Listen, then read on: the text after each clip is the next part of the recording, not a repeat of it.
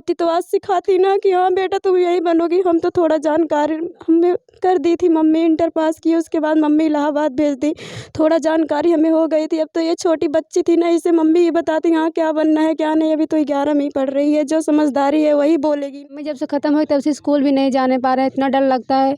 हम लोग घर से बाहर ही नहीं निकल पा रहे हैं, कोई जाने ही नहीं दे रहा है कहीं पे, तो पढ़ने कैसे जाएंगे। कहीं ना कहीं डर अभी भी बना हुआ है। और क्या, हम लोग शाम हो जाती तो हम लोग पानी लेने नहीं जाते नल पे, इतना डर लगता है। नमस्कार, आप देख रहे हैं पूर्वांचल युग जौनपुर। दोस्तों, आज मैं सुभद्रा के घर पे हूं। आपको बता दूं कि आज सुभद्रा की मौत का 14वां दिन है, 13वीं बीत चुकी है। श्रद्धांजलि का बोर्ड लगा हुआ है। यही थी सुभद्रा, यही है सुभद्रा, यही सुभद्रा की बेटियां हैं। एक आगे है, एक पीछे है। सुप्रीम कोर्ट की गाइडलाइन के अनुसार मैं इनके पूरे फेस को नहीं दिखा सकता, और वीडियो में आप देखे भी होंगे। आज मैं सुभद्रा के घर पे हूँ, कुछ आपसे कहने आया हूँ, कुछ आपसे बातें साझा करने आया हूँ। यहाँ कोई मुद्दा नहीं है, न यहाँ खुलासे की बात है, न यहाँ गिरफ्तारी की बात है। बस मेरा दिल कहा, मेरा मन कहा, मैं सुभद्रा के घर पे आ गया। हमारे बगल में सुभद्रा के देवर हैं, अर्जुन है। दोस्तों, ये गरीब परिवार है, यही इनका रहन सहन है, यही इनका आशियाना है। किसी तरह से गरीब परिवार इसी में अपना गुजर बसर करता है। इन्हें ज़रूरत है आपकी मदद की, इन्हें ज़रूरत है आपकी मदद की। अगर आप थोड़ी थोड़ी मदद कर देंगे, थोड़ा थोड़ा सा सहयोग कर देंगे, तो ये बेटी पढ़ लेगी, वह बेटी पढ़ लेगी, पढ़ करके अपने पैर पे खड़ी हो सकती है। क्योंकि इसी का कहना है कि मेरी माँ अब दुनिया में नहीं रही, मेरी माँ ही थी जो मेरा ख्याल रखती थी। पिता किसी तरह से मेहनत मजदूरी करके चंद रुपए लाते थे, उसी से घर का खर्च चलता था, और मैं इलाहाबाद में पढ़ाई करती थी। आपको बता दें कि इसको इलाहाबाद भेजने वाली इसकी माँ सुभद्रा जी ही थी, और अब सुभद्रा नहीं रही, कैसे पढ़ेगी? क्या कहना चाहोगी?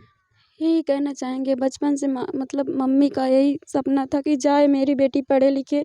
पापा बोले ठीक है, यही मम्मी का सपना था बचपन से कि मेरी बेटी इंटर पास करके जाए, कुछ पढ़े लिखे, उसके बाद कुछ सपना था नौकरी वोकरी करे, मतलब यही माँ का सपना था। पापा बोले ठीक है, कुछ पढ़ेगी भी, और घर का खर्चा वर्चा जो थोड़ा था पैसा लाते थे पापा, कुछ हमको देते थे पढ़ने के लिए, और कुछ घर का राशन पानी लाने के लिए देते थे। आज तो मेरे मतलब माँ का सपना माँ ही के अंदर ही रह गया, मेरा तो सपना। उसके बाद पापा जाते थे वही किसानी इलायची छोटे मोटे काम करके लेके आते थे। जब पैसा नहीं रहता था तो पापा से बोलते थे पापा पैसा नहीं है, पापा कैसे न कैसे करके हमको हमारे पास भेजते थे कि लो बेटी आप पढ़ो। मम्मी भी बोलती थी कैसे कैसे करके आप पढ़ाओ हमारी बेटी को। लेकिन आज तो माँ तो चली गई ना, माँ का सपना माँ के ही अंदर रह गया। मैं तो अपनी माँ का सपना पूरा करूँगी। अगर मेरी माँ इस दुनिया में नहीं है तो माँ का सपना कैसे पूरा करूँगी? आज कौन सहारा है? अब यही विनती है, दुनिया तो देख रही होंगी, आज तो माँ चली गई ना। हमारा सपना सजाते सजाते, लेकिन माँ मेरी सपना माँ के सामने अपना सपना पूर्ण नहीं कर पाई, ना माँ का इच्छा पूर्ण कर पाई। अगर मेरी माँ अगर चली गई है इस दुनिया में, अगर हम कुछ काबिल बन जाएंगे किसी के मदद से, तो हमारी माँ भी सोचेगी हमारी बेटी आज कुछ बन गई, मेरी माँ भी खुशी होगी, हाँ मेरी बेटी जो थी कुछ बन गई और किसी के द्वारे जाके न्याय कर रही है। अगर यही सपना मेरा पूरा हो गया तो मेरी माँ का दिल भी अंदर से समझ जाएगी मेरी माँ। आप रोइए नहीं। ये जितने भी हमारे देवतुल्य दर्शक देख रहे हैं, ये आपकी मदद ज़रूर करेंगे। और मैं ये चाहता हूँ कि आप पढ़ाई करो, पढ़ो और कुछ आगे बढ़ो, कुछ बन करके आप दिखाओ। यही चाहते हैं, लेकिन कहाँ से पढ़ेंगे जब पापा का मतलब पापा ही टूट चुके हैं, और चाचा जो करते थे उस परिवार वाला ही टूट गया। जो मेरे पापा कमाने वाले थे, अब घर चलाए कि हमको देखें, वो तो खुद ही टूट चुके। कैसे पापा जी रहे हैं, कैसे हम जी रहे हैं, तो हम ही जान रहे हैं। आज तो मेरा सपना टूट गया ना। अगर क्या बताएं, मेरी माँ का जो सपना था उसे पूरा करेंगे, चाहे जैसे करेंगे। हमारे पापा कहाँ से लाएंगे? अब तो उम्मीद नहीं रह गई कि मेरे पापा हमें ला के पढ़ा सकेंगे। मेरा तो सपना सपना ही रह जाएगा।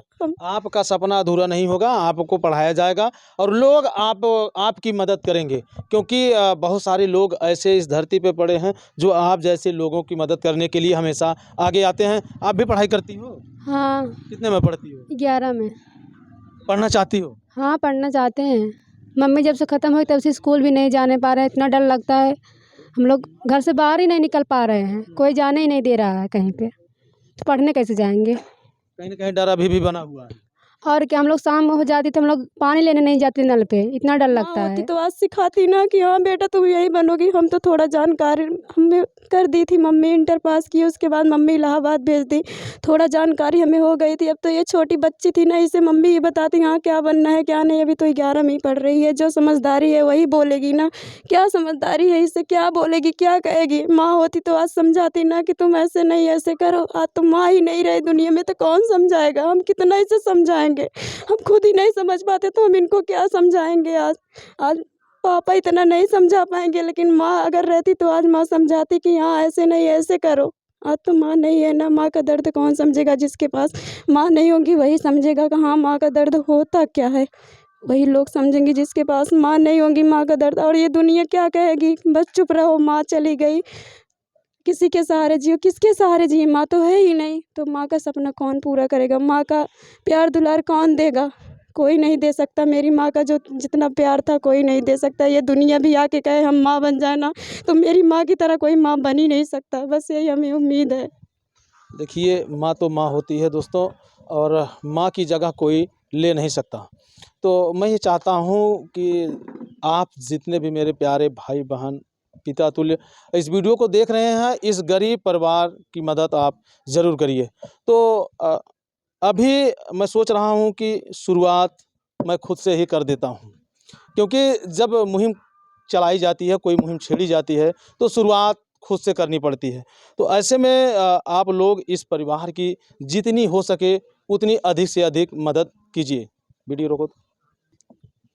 तो यही स्कैनर है दोस्तों, ये स्कैनर वीडियो में लगेगा और इसी स्कैन पे आप कर सकते हैं, या आपको गूगल पे या फ़ोन पे नंबर दे दिया जाएगा, उस पे भी आप इनकी मदद कर सकते हैं। चंद रुपयों से साहब किसी का मान सम्मान घटता नहीं है। अगर किसी गरीब का भला हो जाता है तो एक कदम आगे बढ़ा लेना चाहिए।